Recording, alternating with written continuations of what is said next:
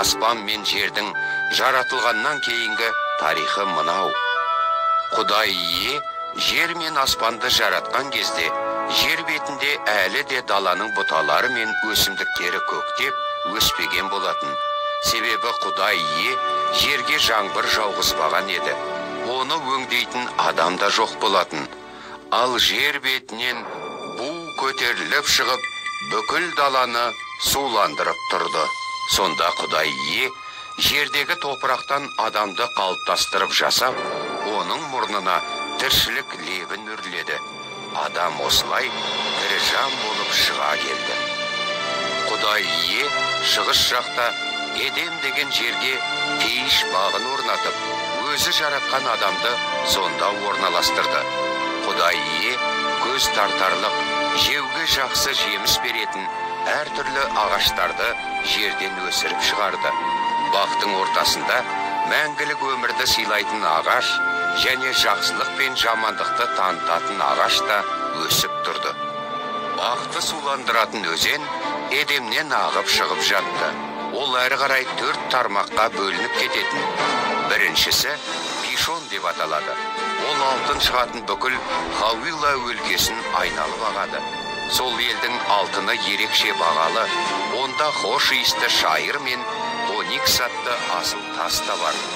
Екінші өзенді Гихон деп атайды. Ол бүкіл құш өлкесін айналып ағады.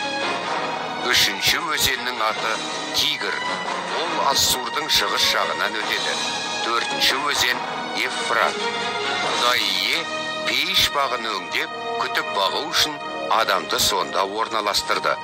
Құдай ие адамға бұйрық беріп: саған бақтағы күл ағаштардың жемістерін жеуге болады. Бірақ жақсылық пен жамандықты танытатын ағаштың жемісін жеме. Себебі одан жесең, сол күні өлесің деді. Содан кейін Құдай ие: адамның жалғыз болғаны жақсы болмас. Мен оған өзіне сай көмекші жасап берейін деді. Құдай ие даладағы барлық жануарларды және аспандағы күллі құстарды топырақтан қалыптастырып жасаған еді. Енді адамның оларды қалай атайтынын білу үшін бәрін оған алып келді. Адам қандай ат қойса, олар солай аталатын болды. Сонымен адам малдар мен аңдардың және аспандағы құстардың барлық түрлеріне де өз аттарын берді.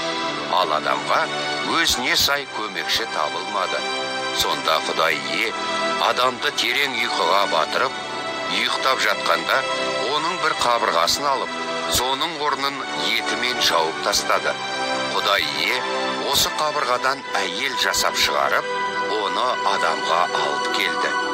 Риза болған адам былай деді: міне, бұл сүйек өз сүйегімнен шыққан, әрі тән өз тәнімнен шыққан.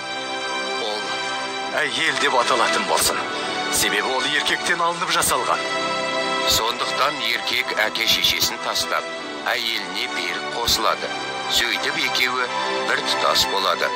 Адам мен оның әйелі жалаңаш еді, ал олар бұған ұялған жоқ. Жаратылыстың басталуы, екінші тарау.